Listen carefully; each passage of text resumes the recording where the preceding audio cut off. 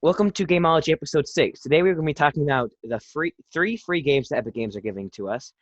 An update on the Fortnite Summer Splash event. We're going to be talking about giving a review on Jedi Fallen Order. We're going to be talking about some Battle Royale games, and then our guest Michael Matson is going to be telling us about the games he currently plays. So this week Epic Games is putting out 3 free games. That is Escapist 2, which was delayed for like a month, and now it's finally here. And that's here through the 16th, I think, or whenever, 9th through the 16th. And then it's Killing Floor 2 and Lifeless Planet Premiere Edition. So, I mean, I'm excited for Escapist 2. I don't know what those other games are. I'll get them. But I was very excited when Escapist 2 got delayed.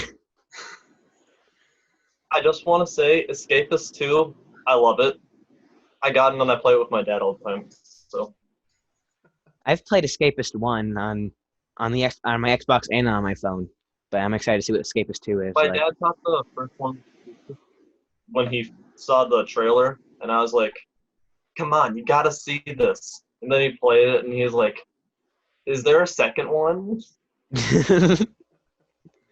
Yeah, I've watched Escapist 2. I haven't played it, but I'm excited for that. And last week, I introduced the Summer Splash in Fortnite. It's basically this summer long time event.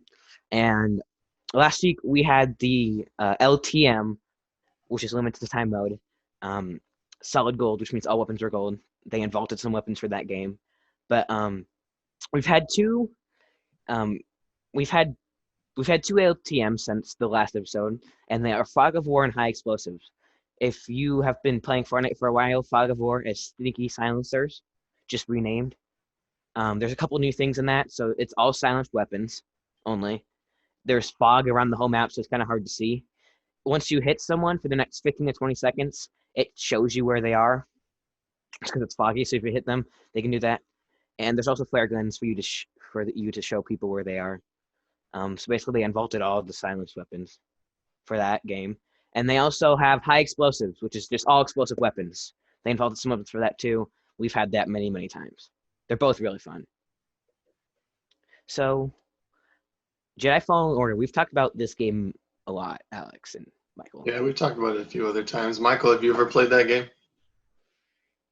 I haven't played it yet.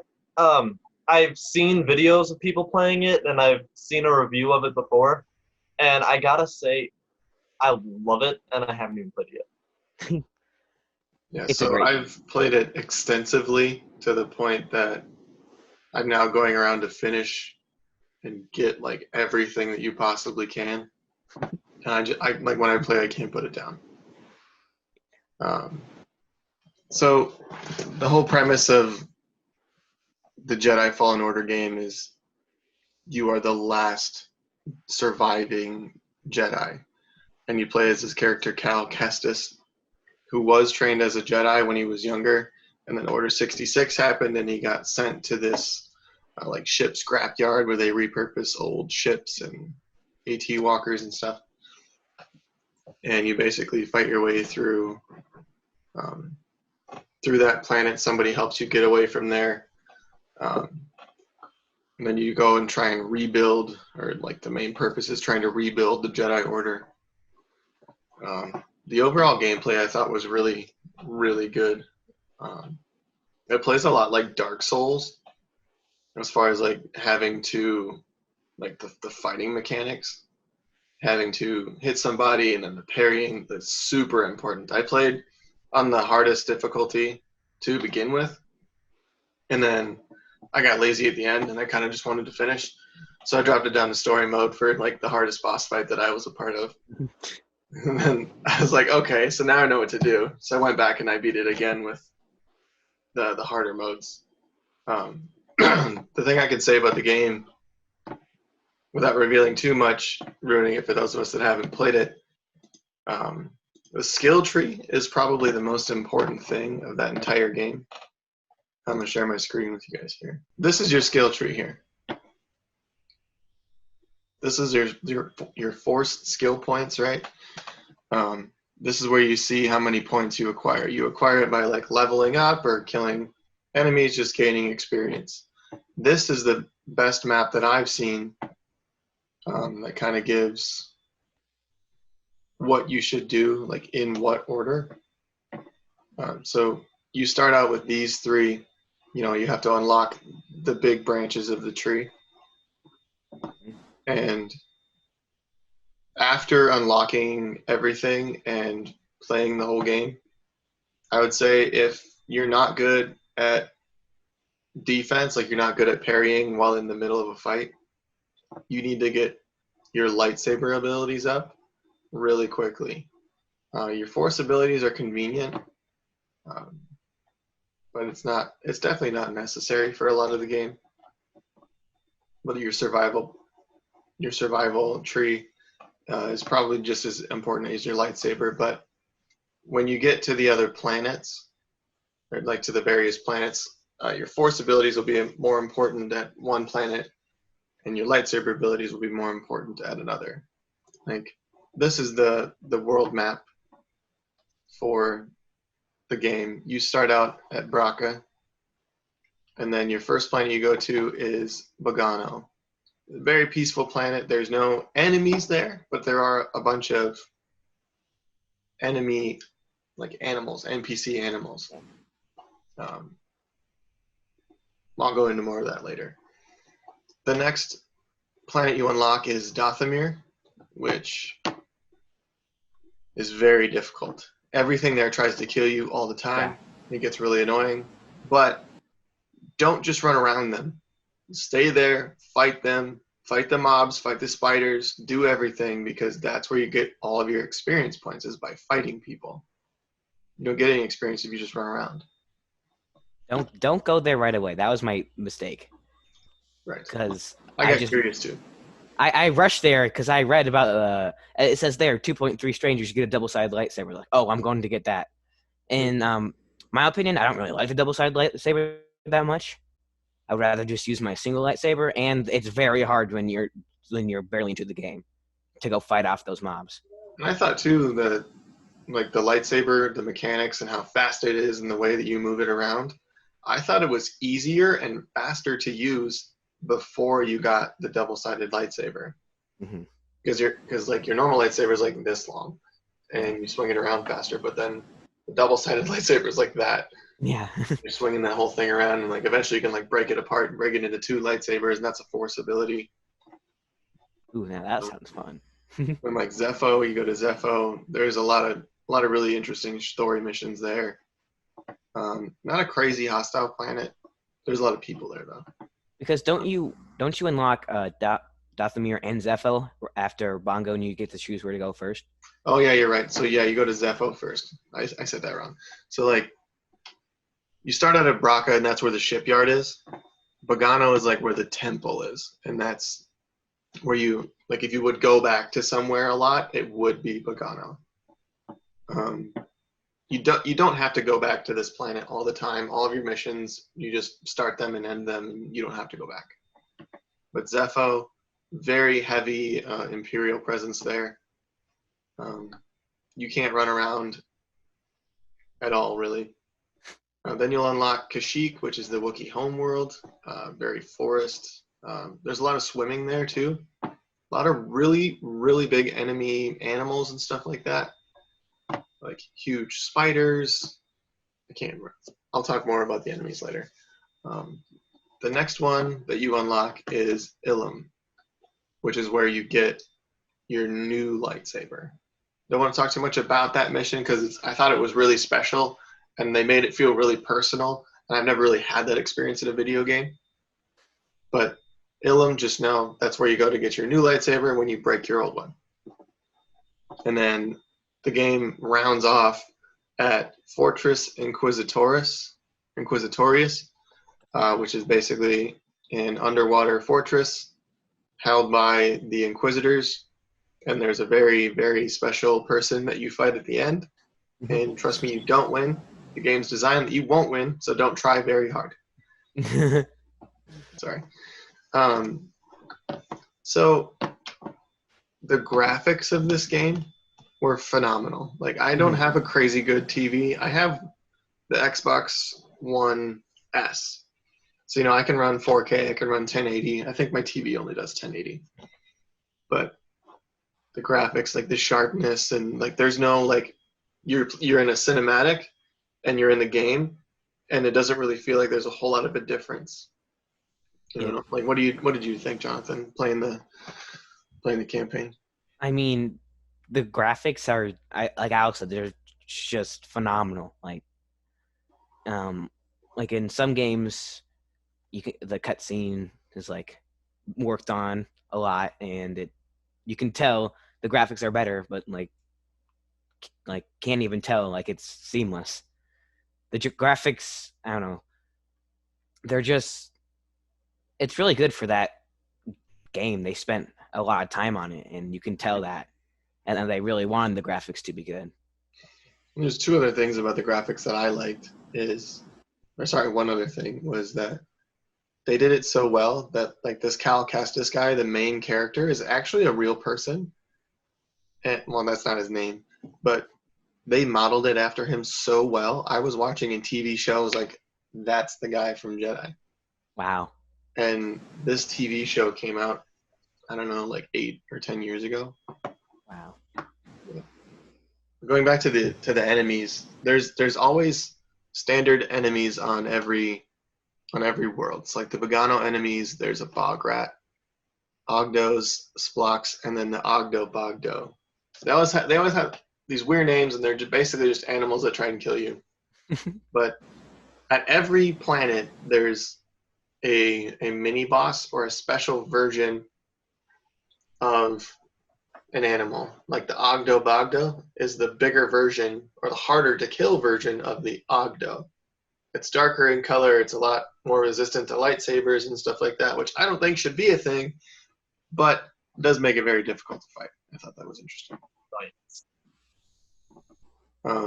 Zepho enemies, it's basically just a bunch of like people and animals.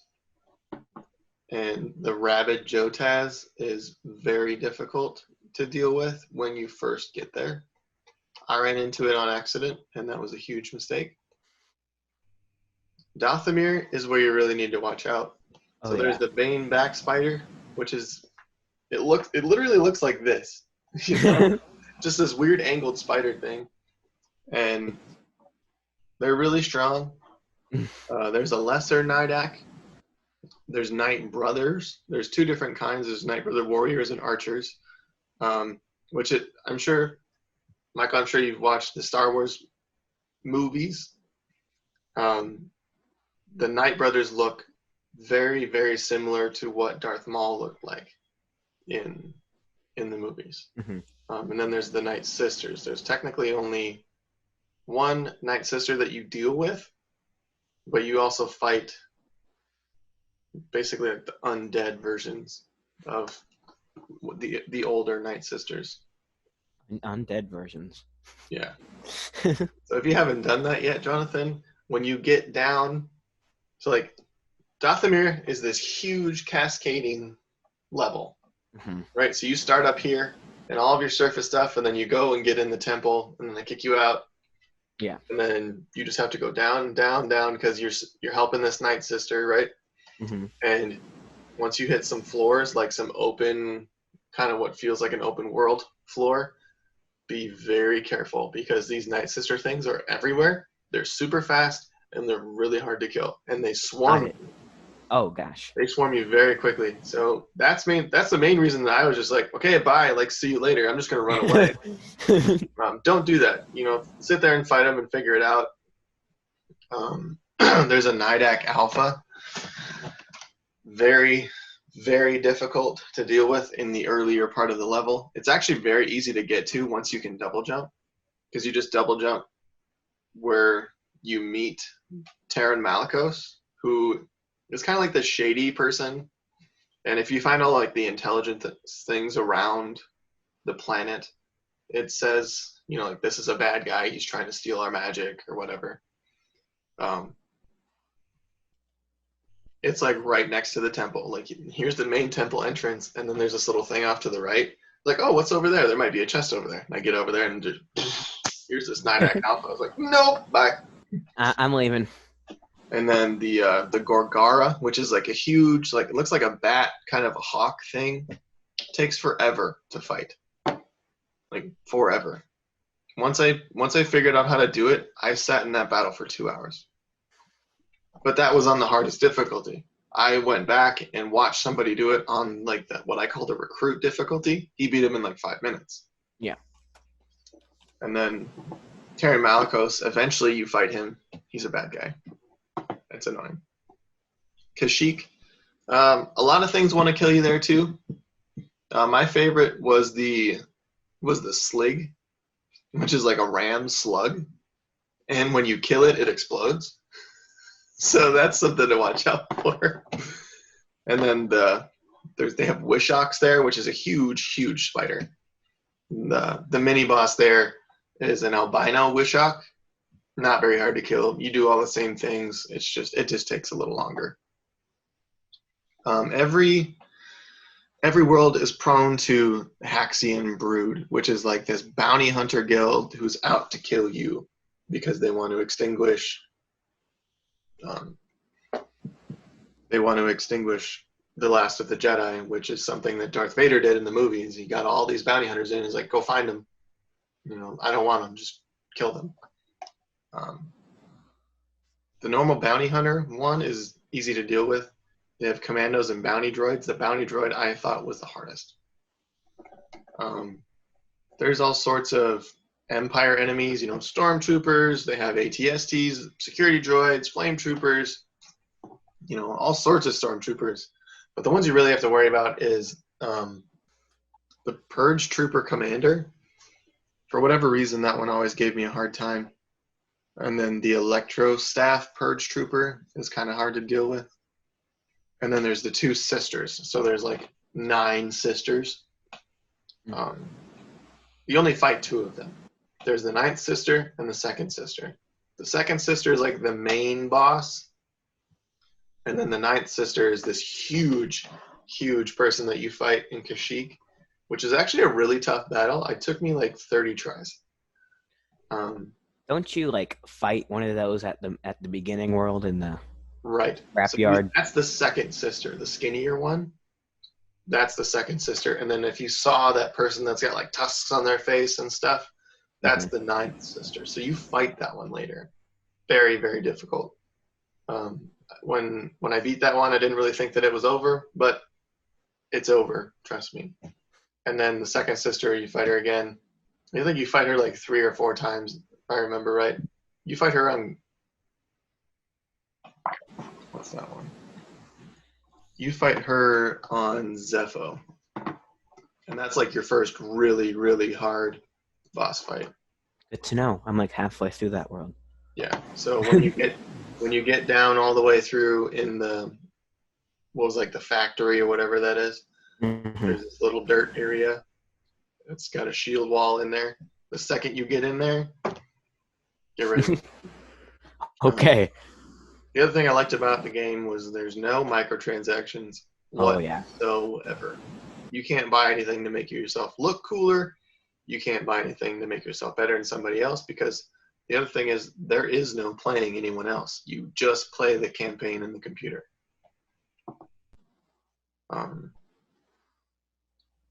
That being said, there is like little chests you need to go find to get like skins for your ship, skins for BD1, who's your droid companion. Really cool guy. Really did a really good job designing that droid. Pro tip: try to find the stim packs. Yes. Those. Pro tip relating to the stim packs: you need the splice ability and double jump to find all of them. There's like 10 or 12 of them. I finished the campaign with 3, and it was rough. Because every time they have these little force like healing meditation circles. Every time you go there, that's how you save. But if you meditate, it'll heal you, but it'll also bring all of the enemies that you just killed. They'll bring them all back. Yeah. So that's also how you refill your stim canisters. Is you just meditate. So if you have more of them, you can make the stim packs stronger. So you can go longer and longer and longer without having to meditate. So that's, I guess, like the biggest pro tip. Find the splice, which you just kind of stumble upon. Then go find all the stim packs that you can and work up the lightsaber tree. All right, so let's light it up a little bit, get some interaction here. Let's talk about some battle royale games. So I've been playing video games for over 20 years. And Me too. for whatever reason, battle royale games are a huge thing right now. Oh yeah. Games like Fortnite, PUBG, Call of Duty Warzone, Apex Legends, those are all very prominent right now. So what games do you play, Michael? Do you play any of those? I play PUBG because battle royale games, if you play one of them, there's not really a point to play a different one. Mm-hmm. And I like the realism of PlayerUnknown's Battlegrounds, so I decided to play that one. Do you play that one on console or on your phone? I play Xbox One. Okay. Okay. Because yeah, they're definitely all like they're all the same category, so they're all based around the same game. Mhm. All the ones Yeah. Alex mentioned, I've played. I play Fortnite and Warzone. Those are just my favorite ones out of them. But I don't know. There's just different things to each of them. Yeah. But it's like the same game, but it's different because they have different aspects in all of them. Yeah, I like the realism in PUBG too, and I like all of the weapons and how real they made the people, the weapons, the vehicles, the maps of Call of Duty Warzone. So to me, that's the better game for me. I feel like playing Fortnite is like playing a cartoon, Mhm. and I suck at building things, so I just can't do it. And then Yeah. Apex Legends is just like, it's almost like they took a sci-fi film and turned it into a video game somehow. I don't know, it just Yeah. feels like a cheap knockoff of the other two, or like PUBG and Fortnite. It's kind of like the in-between almost. Mhm. I mean, definitely with Fortnite, it has this whole new aspect to it. Is the building of the game, Mm-hmm. because I mean that's just completely different from any other major battle royale game that I know of, at least, because it just changes the strat and the skill needed and everything. I'm not the best at that game because there are some people that can really build in that game. Mm-hmm. Like, I'm okay at building, but Fortnite, at least right now, it's kind of getting hard to play for more casual players. I would call myself more of a casual player because people are just gaining so much skill that if you don't want to spend 10 hours a day grinding, trying to get better at this game, it's getting more impossible to play. Weren't you saying last week that the games were going so fast that Yeah. you'd be down to like 10 or 20 people and the circle hasn't even shrunk? Yeah. Yeah, it's just people are getting better at skill, and Fortnite are doing more things to grow their game, and more people are coming in, but those people that have played this game since before season 1, that have been playing this game for like almost 3 years now, since this game's been out, they're just taking out everybody, and everybody that isn't at their level isn't going to last, because I don't know, but in Warzone, like, I don't know, I'm stuck at that game, but but I can still clutch up some kills and stuff. Yeah, well, especially when we play Plunder. Yeah, Because you drop with your own loadout. You don't have to buy anything like PUBG and Fortnite. It's more possible, I would say, in Warzone to come after people have been not Warzone, but people that have been playing Call of Duty for 10 years or whatever. And I've been playing, I don't know, like 6 months or whatever. But it's more possible for me to come. But like in Fortnite, you're just gonna build up to the sky, or you're gonna be stealing other people's walls when you're trying to box up. And they just develop a different type of skill that's harder to compete than, I would say, the other game's skills. and those people are eliminating everybody, and there's like 20 people before the first zone goes away, and then you can't find anybody for the rest of the game. Well, if it makes you feel any better, there's a new game coming out, hopefully this year. Coronavirus is screwing it all up. It's called Valhalla, which I don't know if you guys have learned about any of this, but Valhalla in Norse mythology is like heaven, but it's like this huge place where you fight all day and you drink at night. So Valhalla is a battle royale game, but instead of having firearms and plates and helmets and vehicles, it's like you're in the mud fighting each other with sticks and axes and maybe shields, and it's like real game time. That sounds fun. From what I have read, that is a smaller amount of people, like as small as like 30. But it is a battle royale. You all get dropped in one area, and it's basically like the Hunger Games almost, to just beat the snot out of each other. Well, I would say that, I don't know, like that one would be hard to eliminate people. So I think it's good there to be around 30, because if there's 100 people, then it's going to be impossible. Long-range weapons definitely affect how many people you can eliminate. Exactly. But Warzone, what's the ups and downs of Warzone? What were you going to say, Matson?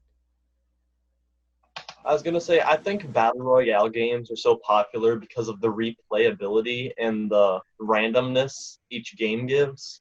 Because everything is going to spawn, like weapons and stuff, in the same locations. The spawn locations aren't all the same because, you jump out of a plane or a bus or whatever it is in other games. And I just find it amazing how so many people just love that factor. Yeah. Yeah, it's definitely one of the reasons why I go and play Warzone when I need to break up my monotony of grinding in the normal, the normal game modes. Like, let's just go do something different, because you don't know what you're going to get, especially if you play the game where, in Call of Duty specifically, you can drop in with your own loadout and just all you do is make money. So you never know what that game's going to be like, because even though there's like places where you send your cash away, the cluster of action isn't static. Like, it's not always in the same place. It's not like when you play the normal multiplayer maps. Yep, I'm going to come around this corner. There's going to be a sniper over there. There's going to be a guy running through over here. There's going to be a shotgun in this doorway. You don't have to worry about that, because you're on alert. But I would definitely say that Battle Royale games rely more on microtransactions, because there's a lot of them in every single one. Well, you got to think about it too. Fortnite, how long ago did they put their game out? 3 years? How are they making money on it now, releasing newer versions of it? Yeah. Microtransactions, the season it's pass basically, thing. Yeah. Especially with Fortnite, man, it's a free game. They got to make their money somehow. Right. But like, just whatever the currency is, buying their battle pass, their skins in the shop, their weapons in the shop, or whatever. All right. So, Michael, what kind of games are you playing right now? Well, this is kind of both a game that I'm playing and a Battle Royale game. Fallout 76, you heard of it? Yep. All the bad reviews about the game? Yeah. Yeah. The fact that they released a game that wasn't ready, and then they tried to fix it, and all they do is keep making more problems. Yep. Yeah, I had it since the beta. They actually have made it way better since then. But they added this Battle Royale mode into it, because every game has to add a Battle Royale mode nowadays. Nuclear Winter, and it is honestly one of my favorite Battle Royales out there. That's like one of the only reasons why I would play the game nowadays. But some of the storyline they added with the NPCs is actually fun and interesting. I recommend it, not because of the, I love the Fallout series, but actually it's starting to become a better game.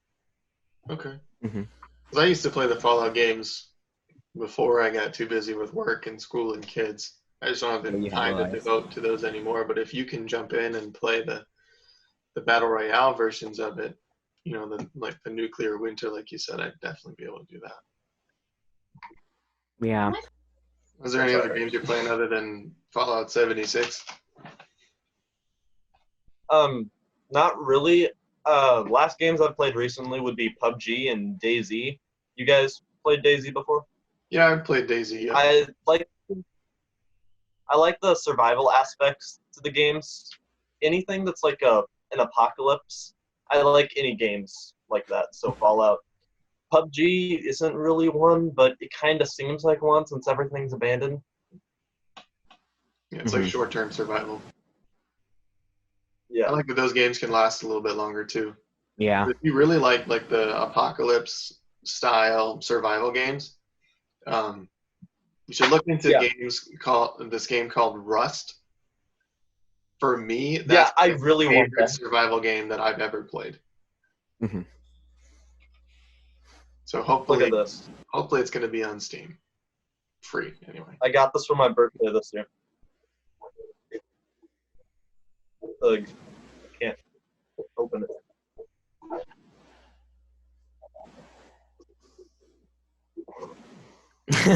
There you go. Nice. Not this one. Nice. That's great. And they're actually Russian filters and Russian masks, so they actually work. So I like that. So you go to Walmart wearing those now, or what? Yeah. I walked into Walmart one time wearing this one, and a whole bunch of people just started taking photos of me, but trying to act like they're not taking photos of me. And I was like, this is hilarious. Yeah. All right, well, that's all we had for our episode today. Michael, thanks for coming on. Thanks for reaching out. I really appreciate it. Yeah. You want to give us the... After you said that, I was about to reach for a handshake, and then I was like, wait, this is over. I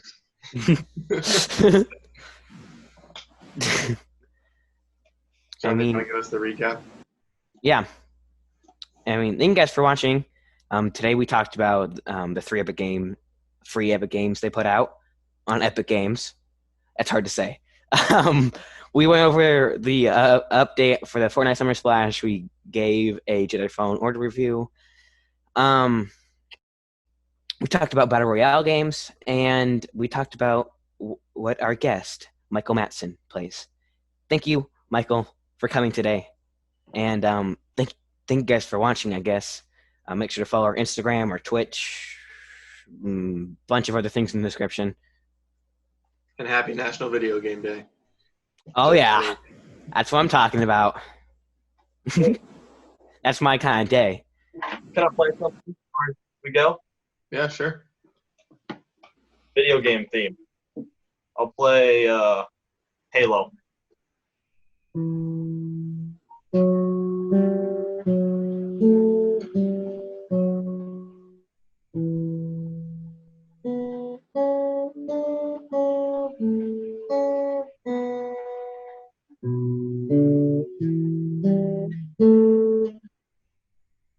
Oof. I messed up. That's all good. Let's bring it back some. Yeah. That's good.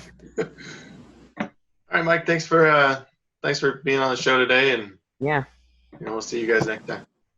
See ya.